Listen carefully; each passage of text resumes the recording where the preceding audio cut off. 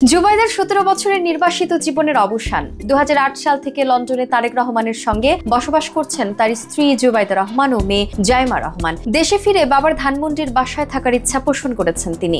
জুবাইদাকে বরণ করে নিতে ধানমন্ডির 5 নম্বর রোডে অবস্থিত তার বাবার বাড়ি মাহবুব ভবনও প্রস্তুত করা হয়েছে। বাড়িটি সুসজ্জিত করার পাশাপাশি তার স্বাচ্ছন্দ্য ও নিরাপত্তা নিশ্চিতে বাড়তি ব্যবস্থা রাখা হয়েছে। জ্ঞাত আয় বহির্ভূত সম্পদ অর্জনের অভিযোগে 2008 সালের 26 সেপ্টেম্বর তারেক রহমান তার সহধর্মিণী জুবাইদা রহমান ও জুবাইদা রহমানের মা ইকবাল মান্থ বানুর বিরুদ্ধে কাফরুল থানায় একটি মামলা করে দুদক।